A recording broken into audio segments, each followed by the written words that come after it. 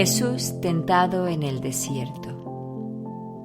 Lucas 4, 1 y 2 nos narra que tras su bautismo, Jesús, lleno del Espíritu Santo, volvió del Jordán y fue llevado por el Espíritu al desierto por 40 días, y era tentado por el diablo, y no comió nada en aquellos días, pasados los cuales tuvo hambre. Nos dice Mateo 4 que Jesús fue llevado allí para ser tentado por el diablo.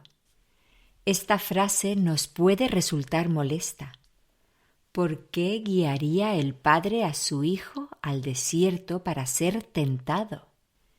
¿Qué propósito tendría esta acción? Cuando llegamos a una frase así en las Escrituras, hacemos bien en parar y repasar las verdades de Dios que conocemos. Sabemos que Dios es bueno. Sabemos que sus propósitos son siempre justos. Y sabemos que nada de lo que permita en nuestra vida será con la intención de fastidiarnos, tentarnos o dañarnos. Si sabemos esto de Dios, podemos concluir que al enviar a su Hijo al desierto para que éste estuviera 40 días y 40 noches sin comer, y para que en estas condiciones tuviera que soportar los ataques del tentador, sabemos que Dios no lo hizo para probar ni para hacerle daño a Jesús, su unigénito.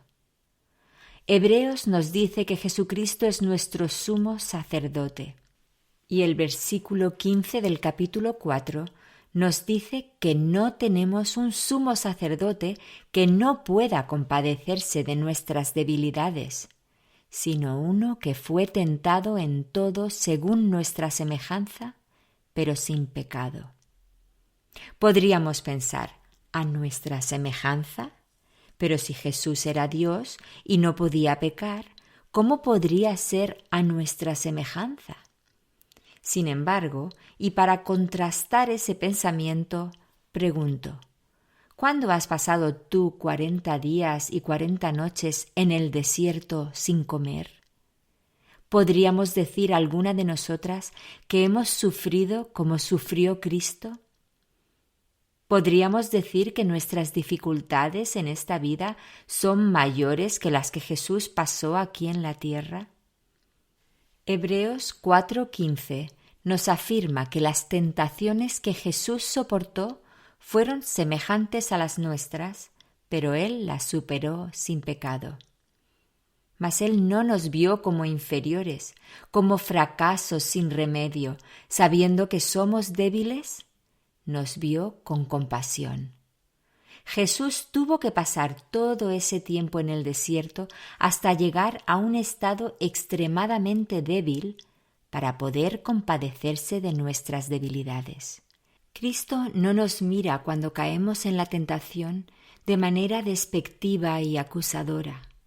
Dice la palabra que nos mira con compasión, porque Él sufrió en sus carnes el hambre, el cansancio, el dolor, la pérdida. Él tuvo que soportar el ataque intenso del maligno en los peores momentos de su vida.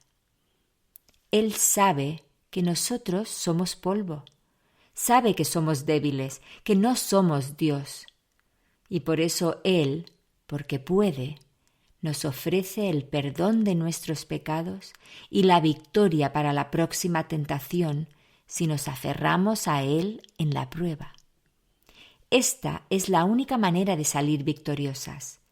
El apóstol Pablo decía en Filipenses 4:13, todo lo puedo, pero dice todo lo puedo en Cristo, porque es Él el que da la fuerza.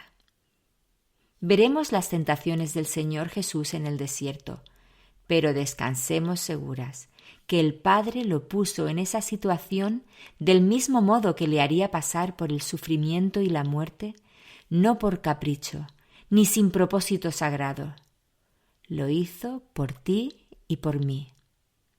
Lo hizo para dar testimonio de su poder, su amor y su compasión hacia ti y hacia mí. Doy gracias a Dios Padre por amarme así. Doy gracias al Espíritu por guiar a Jesús y sostenerlo en la aflicción. Y doy gracias a Jesús por estar dispuesto a sufrir por mí y por darme la victoria con compasión. Gracias, Dios. Estás escuchando Reflejos de su Gloria, un programa que tiene como objetivo compartir las enseñanzas de las Escrituras, celebrando la gloria de Dios al conocerle más y mejor. Te animo a indagar conmigo, comenzando con un viaje a través de la Biblia, viendo no solamente la historia, sino descubriendo a la persona del Mesías, reflejada en las páginas de las Escrituras de principio a fin.